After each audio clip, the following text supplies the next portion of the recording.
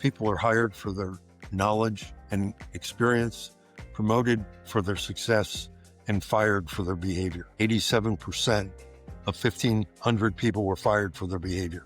I don't care where they are or the religion.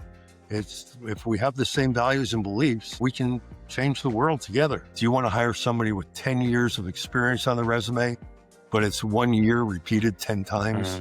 Or do you hire somebody who just graduated university and has the wisdom and knowledge of 10 years experience? I always get upset because I'm figuring out, what does 5 years experience really mean? So I challenge my clients when they say that. Within 18 months, culture change efforts fail between 80 to 85% of the time. Purpose of business is not to make profit. Profit is a byproduct of doing business correctly. Okay. That's interesting because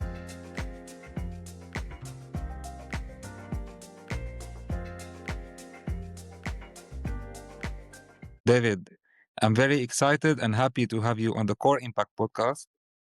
It's an honor to be here. Thank you very much for inviting me. Appreciate it. Thank you. Thank you. I have many things that I'm curious to know from you about. And one thing that I'm noticing that people and professionals feel disconnected at workplace. So I'm curious to know from your perspective, what are the root causes of that? They're disconnected, I think, because they don't feel there's a purpose and a meaning. I think that they see it just as a job. It's just, they come to work to get a paycheck, pay their mortgage, pay their rent, feed their family, and move on. And as a result of that, there's no purpose. One of the things that I always work with my clients on is what I call creating a line of sight, which means what are the fundamental ethical foundations of the organization? What are the values? But more importantly, the authentic values, not aspirational values. What's real? And not what's on the wall necessarily, but what's real, what's authentic. What are those behaviors that exemplify living those values? That's the foundation for anything. Second thing is, what's the vision? What's something that's going to be emotional, a purpose to move us forward? What's your, the analogy is that North Star. But I look at it as something which pulls you forward, something you aspire to continuously, but probably will never achieve while you're working there. But it's worthwhile moving to. And there's a strategic plan. Now, here's where companies, I think, lose it. The strategic plan's correctness is measured by, will it cause our employees to live the values or violate them? And will it move us towards our North Star? If either of the answers are no, change the strategic plan. Don't change your North Star and don't change your values, because they join the company where they believe they're at the company if they're committed because of those values and because of the North Star. But because of pressures from boards of directors or because of pressures with the global economy going on, people chase the near-term success without realizing there's a long-term future.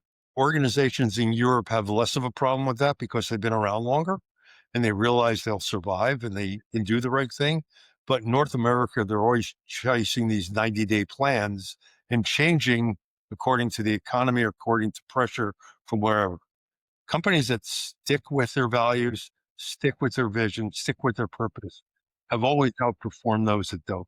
So I think that's really important. So the strategy then becomes divided into each of the division, each of the groups within the organization, which then each team picks that up and then each individual. So if I as an individual know that I can contribute to my team's success, which contributes to the division's success, which moves the organization towards something meaningful, and I'm living in an environment which is what colloquially is called psychologically safe, which means fears are being lived, then I want to work here and I will take accountability. I will take ownership of my commitments. I remember working with one pharmaceutical company and I'm doing a focus group with maintenance workers. And one of the maintenance workers came late and basically the conversation boiled down to, these gentlemen in the maintenance group said they're the most important people in the entire plant.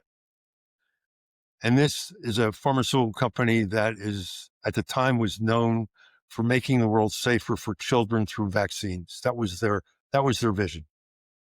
So they always were moving towards that. Physicians, employees would take their vacation time to go to third world countries to teach how to use the vaccinations. It was a very powerful organization. So I said, I challenged this one young man who came in late, and I said, why do you think you're the most important person here? He said, because I was fixing an incubator thermostat. And if I didn't fix it on time, research on childhood cancer would go away. If I don't clean the bathroom and somebody falls and has a concussion, we can block having that research done. We're the most important people in this place.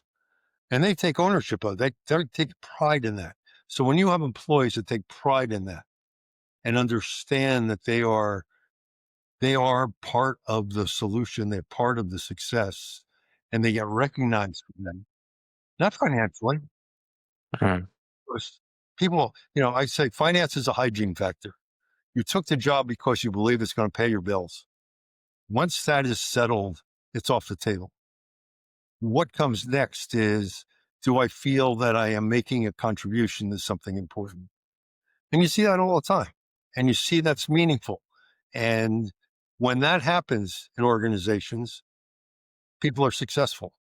And when leaders have the courage to live their values and withstand pressure from the outside world, then the organization rallies behind them and they become more successful. Mm. There are several things came to my mind, but before diving deep into the discussion, I would like to know from you, is there any story when you look back that shaped the way you think about culture change, and maybe also a mistake or something that when you look back, you say that was a turning point where I changed my perspective about it? Well, I'd say it happened when I was very young because of my parents and their commitment to social justice Mm. and doing the right thing in the face of not believing that the world wasn't necessarily acting right. And so I have, since I was very young, always been aware of the concept of what are values, and without knowing they were called values necessarily, but there was a belief system that even if the rest of the world wasn't acting correctly, you had to stand up and act correctly. And in the long run, it was doing the right thing. I mean, I can remember back to when I was very young, we were playing ball and some kid came along and started to tease me because I was skinny as could be. My grandfather used to joke that I was so skinny, if I stood sideways, I wouldn't get wet in a rainstorm. And some kid started teasing me, and this other older friend of mine, much older friend of mine, tall, came along and basically scared that kid off. And that kid never bothered anybody again. And then later on, I paid that forward with somebody. And without knowing it, that his father was a caterer. And when we were getting married and my mother went to this guy to cater our wedding, he said, well, I'm already booked for that. But he remembered and recalled that I helped his son protect his son when he was younger. And he said, so I will find a way of doing it for you. Now, I never even remembered I did that until my mother told me the story of why he was catering. So you just do it because you know it's right, and you don't necessarily think of the consequences. And you have lots of stories of that. You have stories of that I just published. I just put on LinkedIn this week an article on the concept that integrity is not a value unto itself. Integrity is the sum total of living your values. And I give 3 examples there of 3 CEOs who, one from Merck, one from Patagonia, and I forgot the other one, who did what was not popular but was right. And they had lots of pushback from shareholders, competitors. Oh, Unilever. And Unilever decided that they were going to not play the 90-day game, but the long game. and they were going to do what was right for and respectful to their employees. And Kraft Foods tried to take him over, but the organization, people rallied around the CEO because he did the right thing. And Unilever has exponentially grown since then. So it just proves over and over again that in the long run, living the corporate values will outlive doing what's the short-term reward for longer-term pain. Mhm. So it's been part of me all along. David, you mentioned also when you were talking in the beginning of the psychological safety, right? So, Right. from your work, what do you think are like the most practical and simplest tips for companies to practice that, to cultivate that, and to make people not or the employees not fear to be free and to be themselves? I think that every organization, knowingly or unknowingly, has a set of values that are the foundation of its culture. And when organizations know that and they live that and they hire people who fit that culture in advance, I mean, everybody's talking about skills today. I have this, when I started in consulting, I left education. And one of the first things I was working on um, was at a major consulting firm, was a curriculum on customer service. But I really didn't know a lot about business from that point of view coming out of education, even though I studied organizational behavior. And I did a lot of research, and I came up with this concept that people are hired for their knowledge and experience, promoted for their success, and fired for their behavior. And when we did research on that, 87% of 1,500 people were fired for their behavior. And if you can get the behavior right, you can learn the skill and knowledge. You can become successful. So if you are working in an organization where you know that the behaviors are aligned with your own belief system, it's going to be psychologically safe from the beginning. It's when organizations say one thing and do another. It's like organizations, I love it when they say, we're driving for innovation. And then somebody makes a mistake. It costs a little bit too much money and they get fired. Well, innovation means risk taking and making mistakes. So if you're going to say risk taking and making mistakes is part of it, psychological safety says we learn from our mistakes, we pass that along so other people learn, and nobody gets fired for it. So, but if somebody does get fired, I don't care what kind of communication system you have, word of mouth very quickly, that gets through the whole organization. And therefore people all say it's not worth. So what they do is they take what I joke about is intelligent risk taking. They figured everything out. They know it's going to work. And while it might be slightly different what they did before, it's not going to fail. So it's intelligent risk taking. Well, that's not really risk taking. Risk taking is I'm not sure it's going to work. And if it doesn't work, what can I learn from it and not get fired? That makes it psychologically safe. So I think there's a lot of hoopla about psychological safety, but what it boils down to is making a promise with employees you're going to treat them a certain way and then treat them that way. And therefore it's predictable. So, going back to that pharmaceutical company, the maintenance staff was unionized and they would threaten to go on strike, but they never did because they were so committed to not shutting the plant down, which would cause the creation of vaccines to make the world safer for children, be delayed. But the organization always cooperated with them according to their values.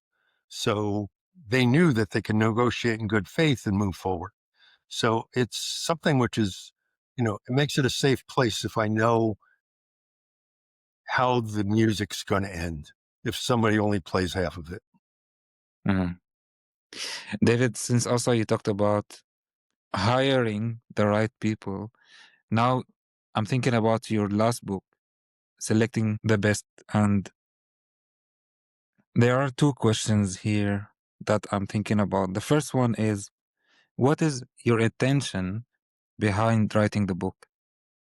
The intention was, I believe that it was a combination.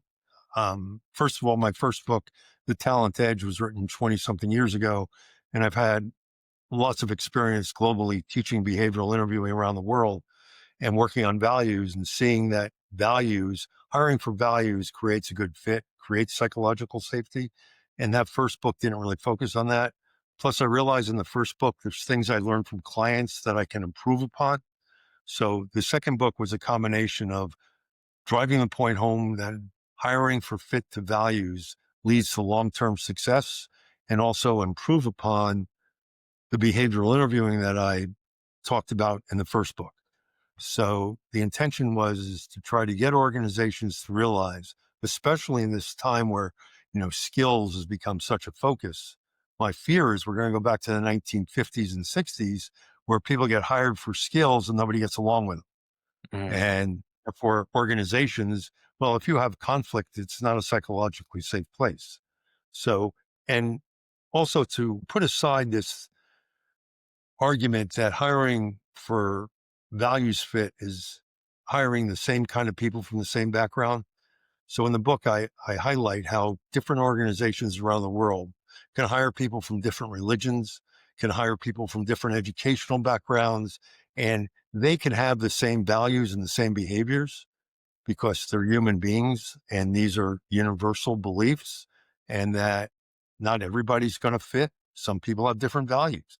So if you hire people that are in conflict, you're not going to have success. But if you hire people that can argue profusely over how to proceed, how to make a decision, but they all have the same value belief, so they all in the end want the same thing, they can go out and have a beer afterwards together and have a good time. I mean, I've worked in Saudi Arabia. I've worked with two companies in Saudi Arabia. I've worked in the UAE. I've worked in India. I've worked in Malaysia. I've worked in Singapore, as well as Europe and the US. And they're people I get along with really well. And I don't care where they are or the religion. It's if we have the same values and beliefs, we can change the world together, make the world a better place, make corporate life a better place. Mm. And do you think that is it like defining or knowing your values, first of all, as a person and also as a company, is something that should be more natural, or there's a process you have to go through to know them? Oh, it happens naturally, no matter what. Uh, uh, It happens because we bring our values. We don't leave for work and say, okay, when we get on the bus or we get in our car, we neatly fold up our values and put them on a shelf and we wear them again when we come home. They go with us wherever we go. uh, In startup companies, too often people hire their friends and families, even though they've gotten along. They don't necessarily have the same values. And when crisis comes up at work, that comes to the forefront. And then it creates problems. And I hired the wrong guy, but he's my brother-in-law and I can't get rid of him or that. And then the startup doesn't go so well. So I think this is something that people have to realize. The values are the evolution from the belief system, usually of the founders. And that's passed on from generation to generation of employees. uh, And when the CEO comes in and says, or hears from the board, we have to change the culture. No, they have to celebrate the culture of what originally made the organization strong and change the strategic plan. I mean, Nardelli came in from GE, which was considered the golden child of corporate world back then. And he tried to change the values and the belief system and the structure of Home Depot, and he failed miserably. And when his successor, who also was from GE, came in, he talked to the founders and said, what made this organization great? What were those little things that you did? What were those behaviors? How did you treat people? And he adjusted to what Home Depot was, didn't expect Home Depot to adjust to him. So I think that there's a mistake when boards say you have to change the culture. I think it's a back to the future exercise. You have to go back and find out what was the culture, what were the values, the belief system when that organization was great. And there's still employees there that were living with that and long for it. And by going back to that, you energize them and you bring them forward and make them part of the solution. But going against their belief system just creates friction. uh. I would like to highlight two things before asking the next questions that you mentioned. First of all, values over skills, let's say, in short. And And this, when you're hiring, if the person has a foundation for it, uh, not that they've are totally out in left field unless it's something very simple, but if they have a foundation for it or an interest in it, yes. One of the things in my book, I use a case study of in Corpus Christi of a plant that was being created. And when they went for the first round of hiring, there was a gentleman whose resume didn't quite fit the engineering skills that the CEO was looking for. But when he interviewed him, he realized he had all the right behaviors and that the transfer of knowledge from the engineering background he had with help and support could teach him the engineering that he needed. And he turned out to be one of their best employees. But uh, before he looked at it from a behavioral point of view, he would never hire him. And one of my very first clients was Michelin Tires, working with entry-level engineers, hiring, and of course the turnover was very high. And in doing the research, one of the things that people liked about joining Michelin in Nova Scotia was I joined as an engineer in this area. And 10 years later, it's as if I have a degree in 7 different engineering degrees uh, because I keep learning new things. So knowledge is transferable. People that have an interest and a passion in what you're doing, believe it's a safe place to work, they'll go out and they'll learn what they have to learn. And so if you hire people just based on skill and experience, and the other thing that I have a pet peeve about is 2 things: years experience and degrees. Um, there's some very, very intelligent people out there that never went to university who can run circles around all of us. And, I always look at it this way. It's sort of like the movie Groundhog Day. Do you want to hire somebody with 10 years of experience on the resume, but it's 1 year repeated 10 times? uh, Or do you hire somebody who just graduated university and has the wisdom and knowledge of 10 years experience? I'd rather take the recent graduate.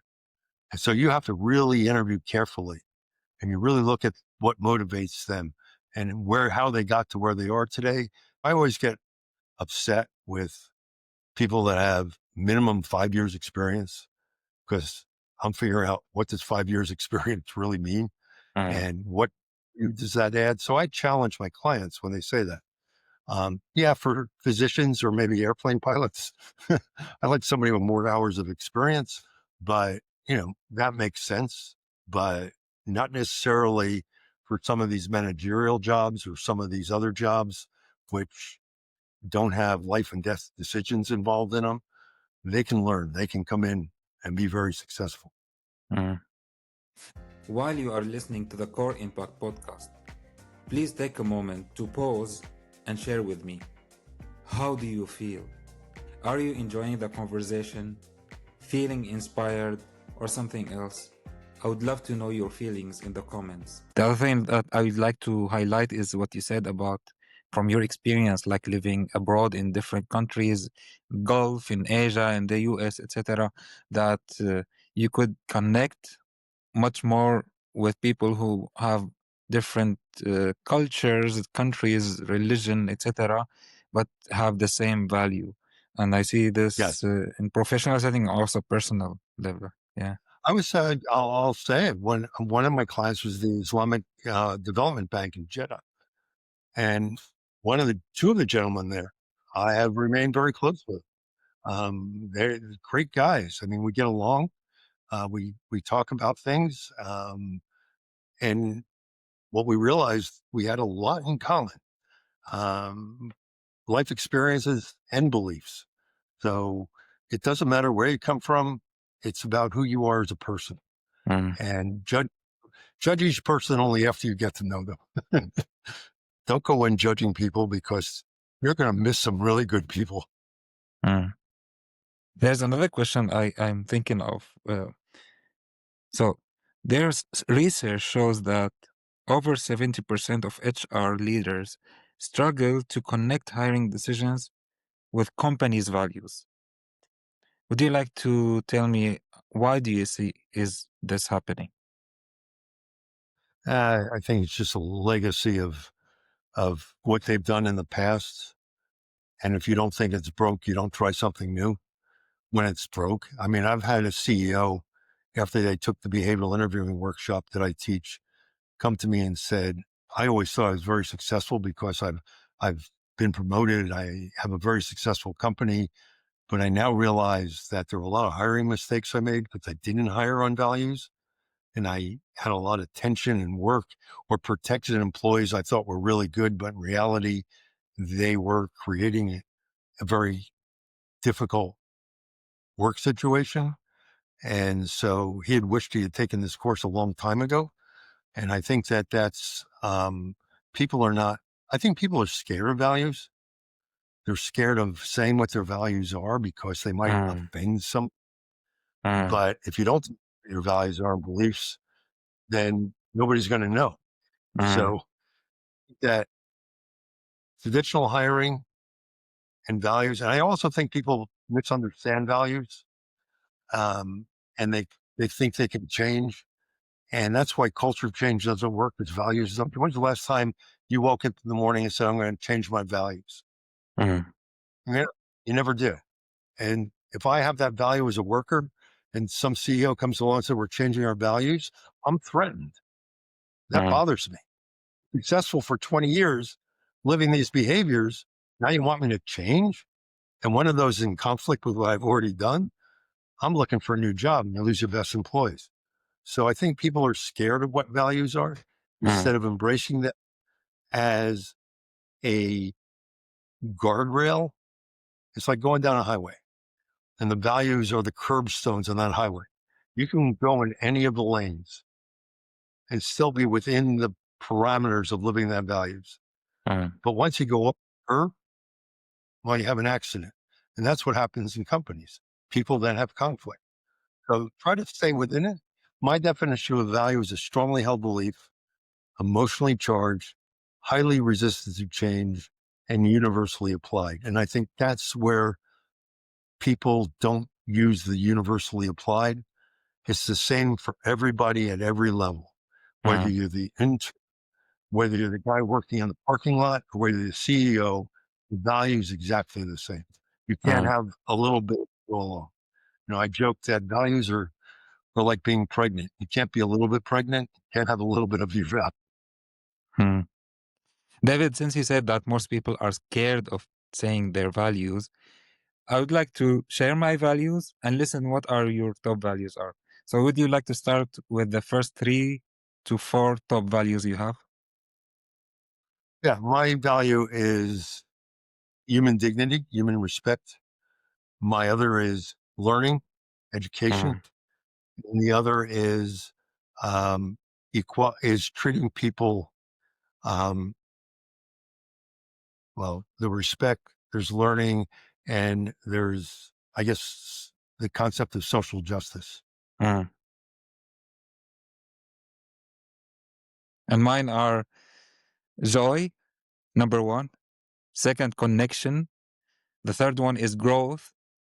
And the fourth one, which I didn't know that I value before, but after going through lots of, let's say, self-reflection, is freedom. Freedom, social Yeah. justice, responsibility, respect, and if you do all that, it adds up to joy. Yeah. And that go, and that takes me to my very I'd say not unpopular, but I get pushed back a lot that integrity is not a value. Mm, Integrity is the total of living your values. mm, Because if joy is one of your values and you do all that other, but there's no joy, and they say that integrity is when you live all your values, well, you live 3 of your 4 values, so you don't have integrity. Integrity is living all your values all the time without exception and without regard to the circumstance. Then mm, you have integrity. But if mm, you can't live with an excuse for not living one, then where's your integrity? And I work with the Calgary Police Service, and the chief at the time was Christine Silverberg, and she came up with the con. She's the one who put that in clear perspective for me. She came up after a discussion about the police service's values, which basically dated back 100 years with some evolution. But she said, we, the Calgary Police Service, will live our values when we will have integrity when we live our values. And it made a whole lot of sense to me. Mm, mm. David, also, I have a question here. How can you keep living your values, especially when you have clients that are not, they don't have integrity in this case, like at least not living their values to the fullest?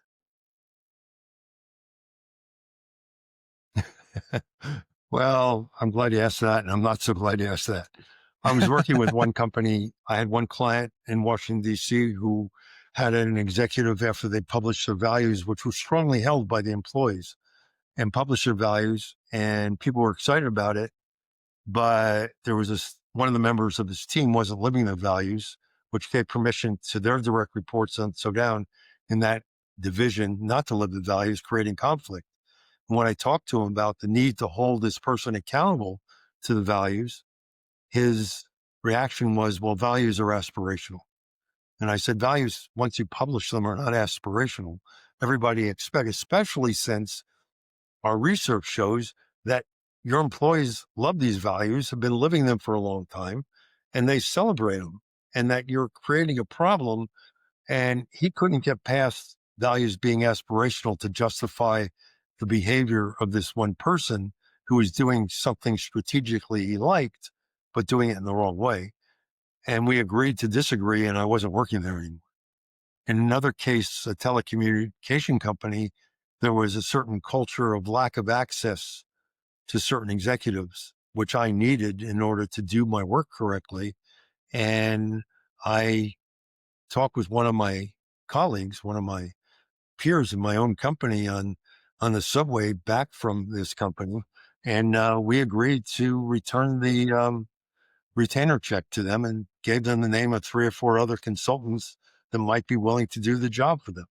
I Mm, couldn't do it. Just, mm, I wasn't keeping my promise to the people I'd already talked to mm, about doing the work the way I described it to them. And if I didn't have the freedom to do that, therefore, I wouldn't have the integrity. Therefore, I gave them back the retainer. I'd say that CHRO hasn't talked to me in 20 years since I did that. mm, Uh, but that's okay. mm, I wear a badge of honor. I don't see it as a failure. I see it as a success. mm, And I think that's what people have to do when they live their values, even if it doesn't go the way they want. That's a success. mm, If you don't live your values and things go well, that's a failure. mm. You were not afraid of loss, right?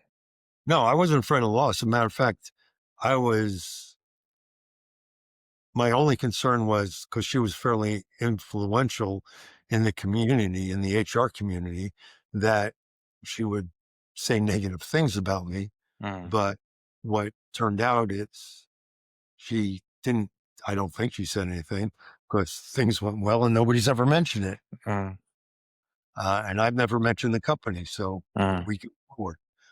But even if she did, I am sure there are people who came to me. Well, I had another situation years and years ago when I was first starting and realized they had 2 consultants, myself and this other person who'd already been in there.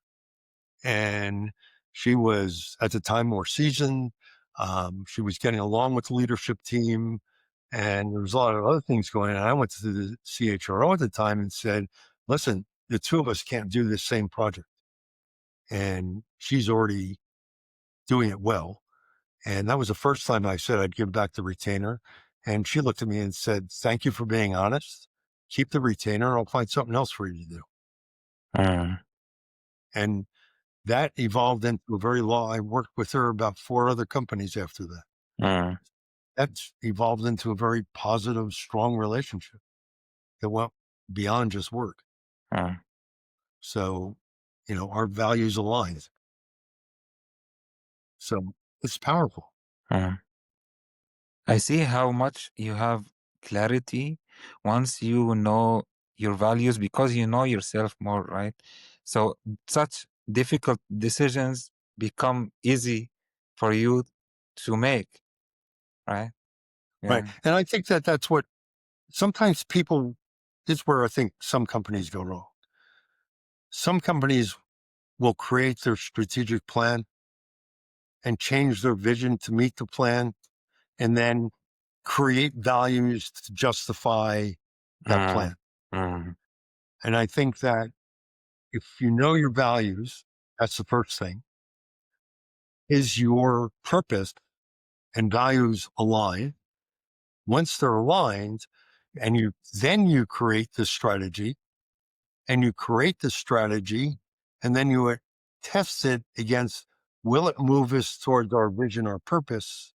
If no, change the strategy. But if it does, but it will cause our people to violate our values, then change the strategy so it's aligned with the values. I think that's the anchor. mm, And the other thing is, a lot of people call a culture change what is really a strategy change. Becoming more innovative is not a strategy. And one example was um, a one of the Canadian provinces, their gambling department division had a very scathing review from the prime minister's office, and they were told they had to change their culture. And the CEO called me up because their CHRO knew me and knew that I worked on this stuff. And the first thing I said to him and they wanted me to come out like tomorrow, the next day, which was nice. And I said to him, you got to change your culture and you got to change your values. And I said, so what are two of your values? He said, honesty. And the other one was trust. And I said, so you're no longer going to be honest or trustworthy because you're changing your culture. Oh, no, mm, no, we got that, obviously. I said, so you're not changing your culture. You're changing your strategy and adjusting job specific behaviors to align with that strategy while maintaining your values. And that's what they did. mm, And they were rapidly successful. So they were one of all the provinces, they were the first doing a lot of things in innovation, in online gambling and other things, way ahead of anybody else as a result of realizing we'll keep our values, keep it psychologically safe, keep it a fun place to work, and we'll change the strategy, but we're not going to change our values. mm, And felt safe. It was okay to work there. mm. You already started with mentioning some misconceptions about culture change. Do you like to mention like the top 1 to 3 biggest misconceptions for leaders? Well, the first misconception goes back to is that values don't change. So if values don't change, they evolve very slowly. Therefore, you can't change your culture because culture is based on the behaviors that are rooted in your values. So if you come in and say we're going to blow up the system, you just blew up that foundation for psychological safety.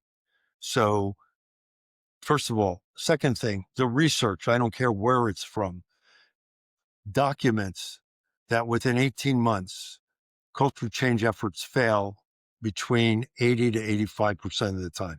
Mm, Well, the research for the last 30 years has continuously said culture change fails, then why are people doing it? They just believe consultants that come in and say, we're going to change your culture.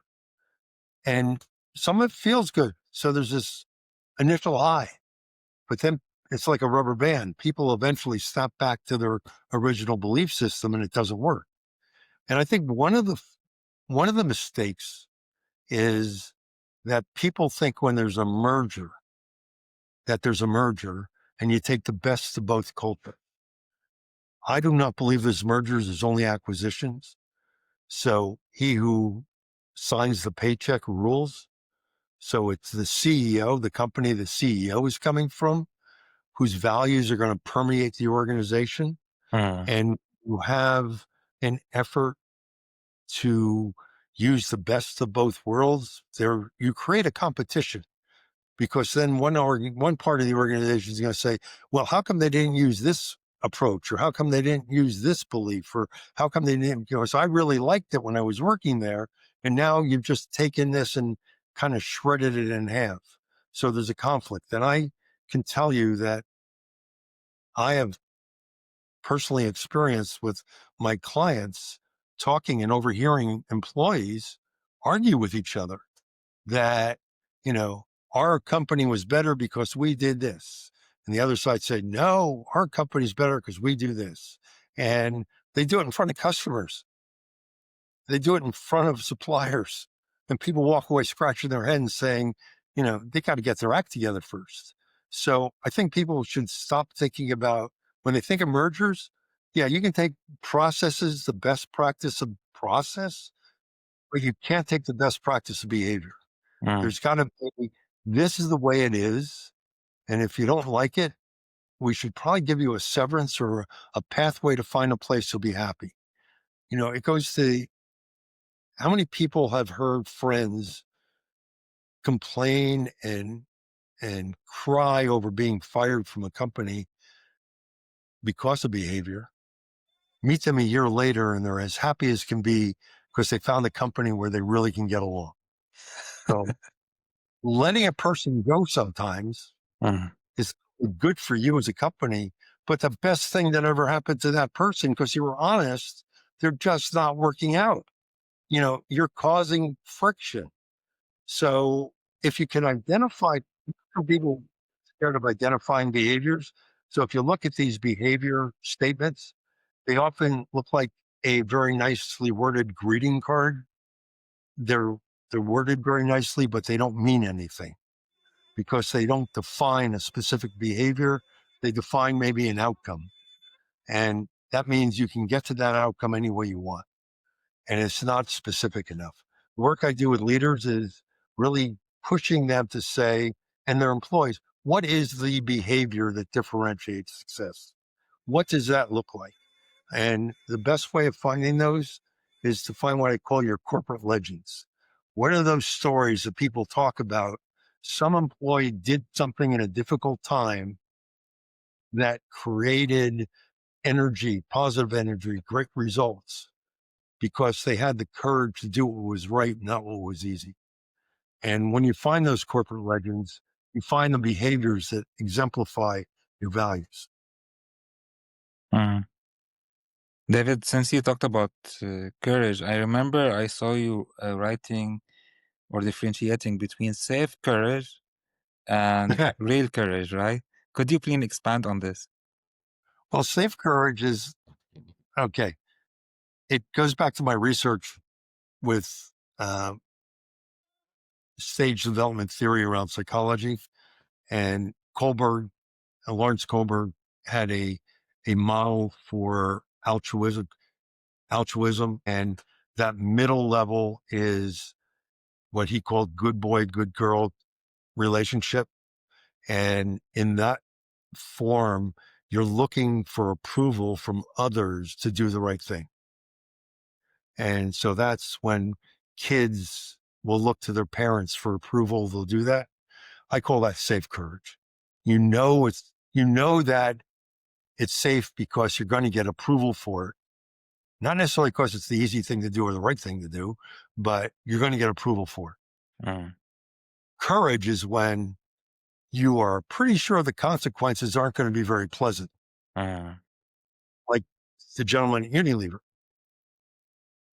he got pushback from the market. Their stock plummeted. Patagonia, their stock plummeted, but they said, we're going to do the right thing. Patagonia even had this ad on their coats, do not buy this coat, right?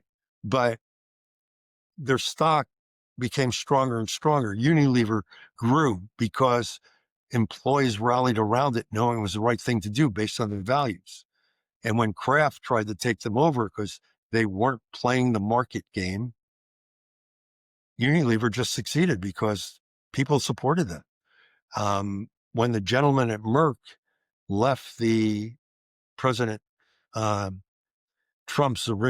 his first presidential, he had this commission and he believed that what they were doing was wrong. He quit the commission. His stock price went down. But Merck was concerned about the consumer, the respect for the person that uses their drugs. And he felt that that was not a respectful situation he was in. He got total support from his employees. And in the long run, the stock price started to go up again. because he did the right thing. So courage is when you're not sure or even positive, people aren't going to like it. You do it. One of the examples I have that I just put up on the article on LinkedIn this week is a video clip where Schultz from Starbucks is being interviewed about this when he started to give same-sex insurance. And one of the shareholders of the meeting stood up and said that he disagreed with it. And he respectfully said that you got a 35% increase in your share value. If you can go someplace else and get a better increase, please do. But I'm going to do the right thing by my employees. And then they interviewed a gentleman that is on Shark Tank who's called Mr. Wonderful. And they interviewed him on a CBC clip, and he says he was asked if Starbucks was doing the right thing, and he said he's dead wrong. He's supposed to be working for the shareholder, the bottom line. And Schultz's response to that is, he's dead wrong. You do what's right. And that goes back, it's interesting what you said to me, where my values come from. That goes back to Schultz's history of growing up in tenements in a very poor family in Brooklyn, saying that if he ever became a CEO, he would never treat anybody the way his father was treated, and that he'll treat people with respect and dignity, which comes first, business. And I say the purpose of business is not to make profit. Profit is a byproduct of doing business correctly. Okay, that's interesting. That's interesting because I feel it's right. At the same time, it's not easy. Okay, when you let me ask you this question. When you talk to leaders like that, how do they perceive this? How do they react? For many of them, it's a thoughtful moment, and they'll say you're absolutely right. I was working with a company called KMV, which was creating credit scoring for corporations, which was very hard. Companies had tried and failed. They had already failed once under a different name, and they were successful. And when they sold to Moody's eventually, and I was having breakfast in San Francisco with the chairman of the company, and we were talking, he realized they sold for a lesser price because of values fit with Moody's to treat their employees right. They made less money. It wasn't about the money. It was about, we've created something unique, but we did it with our employees. And it was a time when the bubble for the internet was going on and everybody was paying these shares and everything. But these guys were brilliant economists who realized that was a false hope. So what they did is they paid their people more than anybody else, because when the bubble busted, they didn't have any setbacks and they kept paying their people, and they felt doing the right thing, treating them right, was more important than, you know, pursuing the money. Now, you could say that most of the people on that executive committee were independently wealthy already, so they had the luxury of doing the right thing. But knowing those guys, because I worked with them a long time, they would have done the right thing if they were just starting out. And they had done the right thing when they were starting out over the years. It was a habit that they had built up through their values. Doing the right is something, finding joy in the work you do, finding purpose in the work you do, finding that it gives you meaning, is going to generate ownership and accountability of your employees. And when they have that ownership and accountability, you're going to meet your expected goals because they're going to work towards it. And if you're doing it without connecting all of that, then you're not doing business right. So I think that's why I would say that success, profit is an outcome of doing things right. It's a byproduct of being successful. It's not the reason for, nobody goes into work. Well, there are people. that go into work that say, I'm doing this to make millions and millions of dollars. I'm sure if you asked all the guys at Facebook, were they doing this to make millions of dollars back when they were dropping out of Harvard, they would have said, no, I'm just having fun. It turned out they made millions of dollars. Did that change their value system? Did that corrupt their value system? Maybe yes, and maybe that's why they struggle. So that's why I say value sometimes back to the future exercise. I feel like I need a moment to grasp what you said, because it's really in depth, and this is what I like in the podcast too. That's why I call it Core Impact Podcast, to look about really meaningful and deep stuff. I'm thinking now, what is the question that I will pick to ask you next, to stay in this flow. There were many things in my mind, and I wrote down also. Let me tell you something that I find very, very, very important. And I like that this is also one of your core expertise. And from my experience, when I talk to people, it's like one of the most difficult for your mind to be okay with is the vision, right?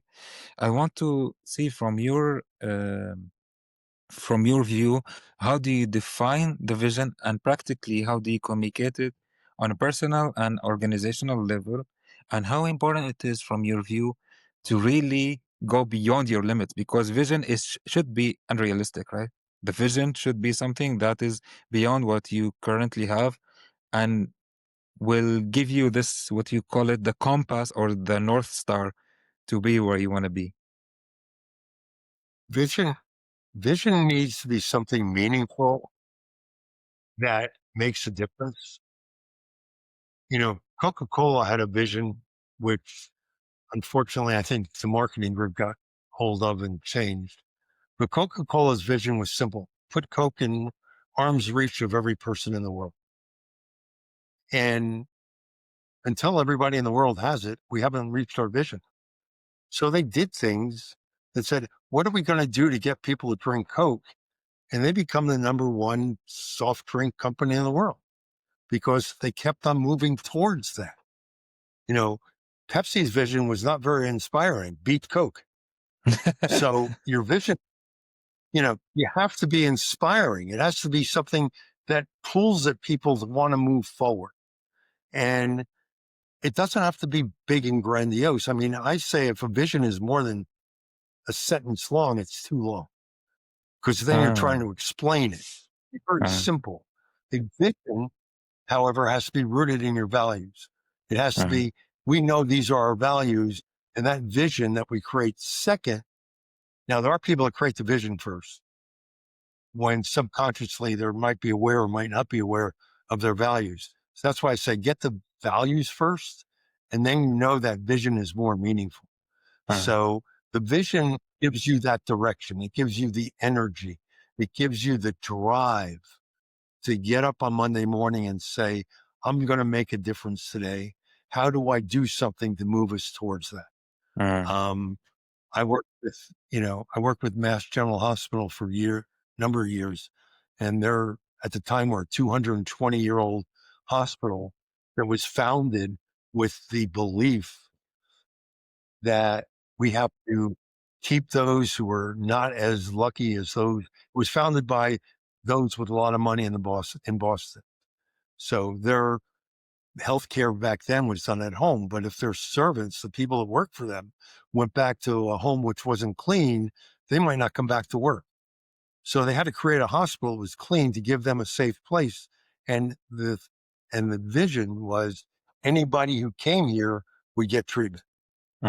Very different than the stories you hear of American hospitals now, that if you went to Mass General, they didn't ask you if you had insurance.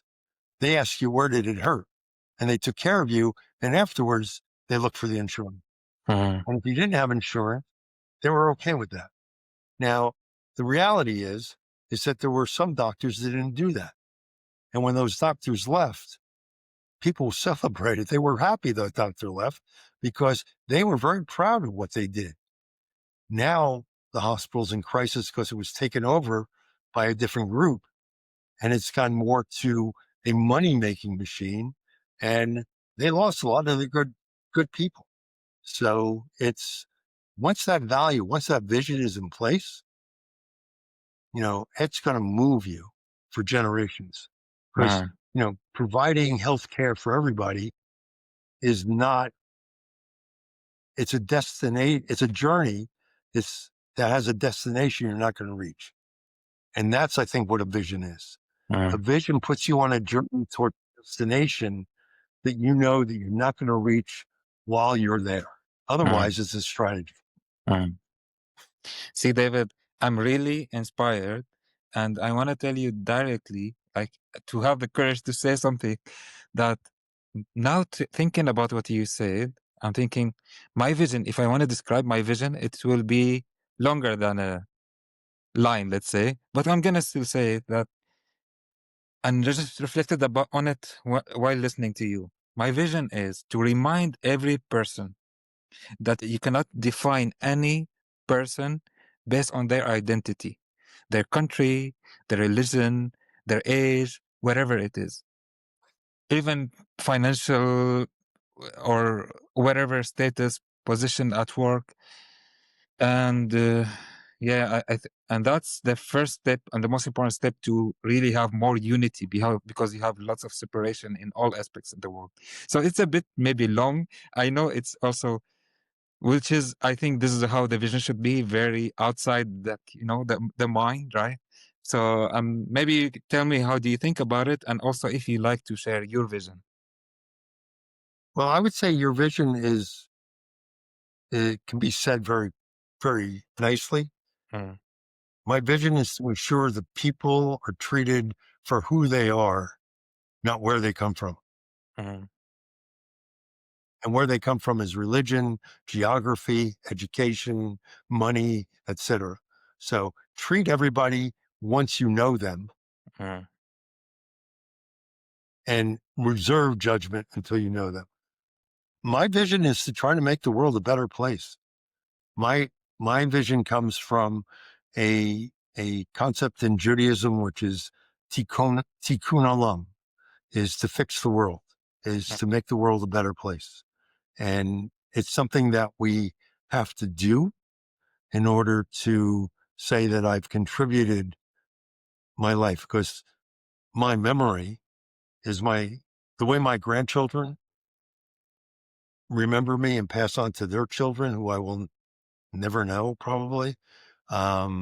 That's my life. That's my world to come, is what I do today in the world, how I'm remembered, is my legacy on how I'll be remembered. mm. And that to me is what is important. David, I really enjoyed and I'm inspired with this conversation. I'm gonna ask you a question here about AI because everyone is talking about AI, and I know also this is one of your interests in the end. So also AI and also a bit about the future, because also one of the topics we talk about the future of work. So how do you think AI will challenge leaders' sense of ethics and integrity in the next decade? I think that people are relying on AI too much. I think that, and I heard somebody say this, is AI will not replace you, but if you don't use it, you will be replaced. Um, People have to recognize AI has its limitations. AI can give you ideas. You have to review the output of AI and say, does it fit our values? Does it fit what we're trying to achieve? Or is it just a great suggestion based on the way it was programmed? And because it's programmed by humans and humans have conscious and subconscious biases, there's a bias built into that algorithm. So until I find out what that bias is by working with it, I've got to question everything it produces. Uh, And I think that people are jumping bandwagon. Now, remember, AI is less than 3 years old, and it's had this major impact on the world to the point where Amazon is laying off people. And today it was announced that YouTube is laying off people because of AI. And are they running into it too quickly? When you think about automotive companies, when the automobile was created, there were over 400 automobile companies around the world. How many are there today? Because over time, it amalgamates, it gets better, it gets stronger. When the internet started, how many search engines were there? Today there's maybe three search engines people use. So are we jumping into AI? And there's lots of AIs out there. Are we jumping into it too quickly without thinking of the ramifications? So, I did a presentation at SHRM on the ethics of AI in HR. Workday is being sued because its algorithm doesn't recommend for interviewing people over 40 years of age or 45. So there's a class action. It's ageism discrimination. When Amazon created its first algorithm for resume scanning in an effort to try to get more women to be interviewed and hired, it only produced men. Well, when they looked at it and said, well, why are we only getting male candidates? It was based on male resumes that was fed into it. They didn't adjust it. So it had a built-in bias based on its historical bias. So I think that AI is phenomenal. I use it if I have writer's block, I use it to brainstorm, to come up with ideas. And sometimes I look at it and say, that's pretty wacky. And sometimes I say, wow, that's brilliant. Like I can take that somewhere, but then I rewrite it in my own words. And there's a tell in AI. If AI wrote it, it uses certain words. They're usually shorter sentences, very short sentences. And there's always that that dash, that long dash. If you see a long dash, 90% of the time it's written by AI. So it's not the person's thinking, it's that machine's thinking. I'd rather give my thinking and I can rely on it to correct it. I'm horrible at spelling. So thank God for Grammarly. And I will say to AI, read this for continuity, spelling, and grammar. And that's what I'll use it for. But I think that people are rushing into it too fast. I think that it doesn't account, when you're using it for HR purposes, it doesn't account for your corporate values because AI really can't measure behaviors without having an entire story. I was doing an interview and using one of those recordings. I was doing an interview with an executive who had an accent, uh, but it was an English conversation. It kept on putting words in that this person wasn't saying, but it's the way that the machine heard it. So it's not perfect. And I found it interesting. Sometimes it'd go back and change the word if the context wasn't right to the right word. But sometimes it just gave me a word that had nothing to do with what they said. So if I'm using this to interview a candidate and that candidate has an accent, might be a great candidate, but the AI is going to say they didn't answer it correctly, when in fact they did. Linguistics is a very powerful thing. Different people, as you and I know, when you translate from the original language, it's the translator's interpretation of the language. It's not the authentic language which was originally said, because each language has its nuance. And so it's really hard for me to believe that using it for interviewing is you're getting the best possible thing out of it, that you're using it and you've got to read that transcript again and say, did this summary match what the person actually said? So that's why I'm saying you can use it, but use it wisely and try to build in where you can create your own voice, so to speak. Build in your behaviors, build in your strategic plan, build in your corporate legends, and say, does this person match these things? And it's going to be really hard because you've got to ask some really good behavioral questions for it to be able to do that. And most behavioral questions are not very well written. So people should buy my book and find out how to hire for values. David, you are reminding me to use AI as an assistant and remember that you are the master. Because, for example, now preparing for the questions, I listen to podcasts that you had before, read from your books, LinkedIn posts. I know about you already before, and I have some questions written, but I have also like lots of input that I give to AI, very long list of things.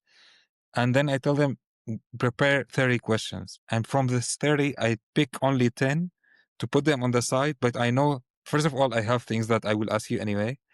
And there will be follow-up questions.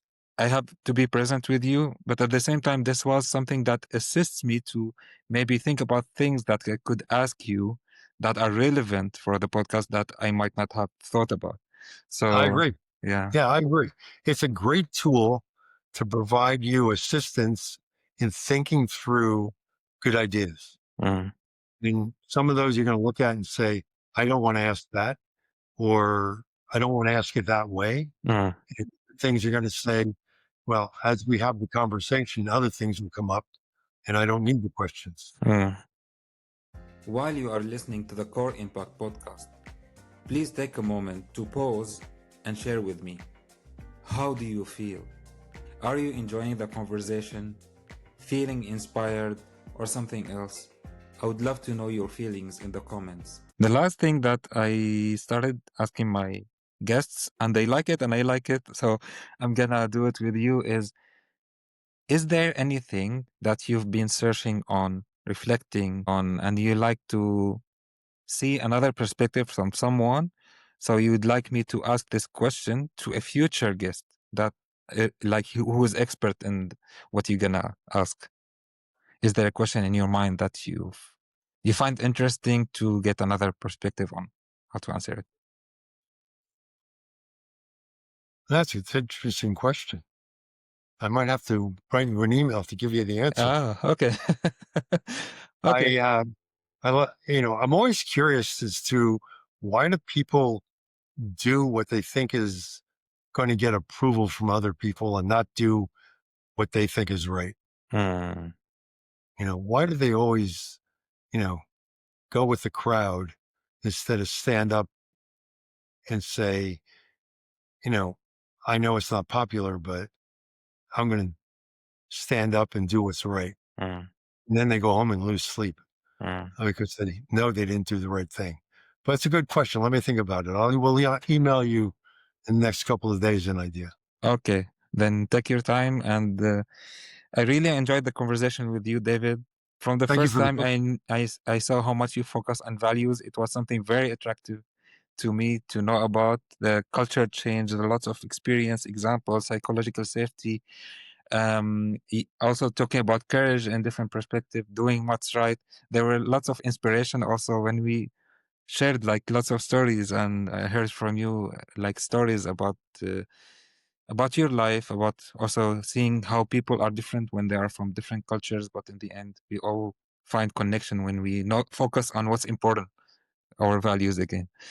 So really grateful to have you as a guest, to have this connection with you. The last question is not really a question, it's an open, either final thoughts you like to share, a question that I haven't asked you like to answer, or anything you like to share in the end. No, I don't think so. I think that you've covered a lot of area that is very personal to me, very important to me. I just like to find a way that we can have, as you said, get past the superficial things about make us different to the important things that make us the same. And we can live in peace with each other, respect, dignity, and caring for each other. I think that there's a lot of misinformation in this world because we listen to other people's ideas instead of finding out for ourselves. And it's always interesting when people that thought they couldn't get along meet each other and find out, oh, we can actually get along. I was prejudiced because of this. And we got to find our own value set and live with it. And we'd be a lot happier. Good question. Thank you very much. Thank you, David. I wish you all the best and we stay in touch. Yes, please.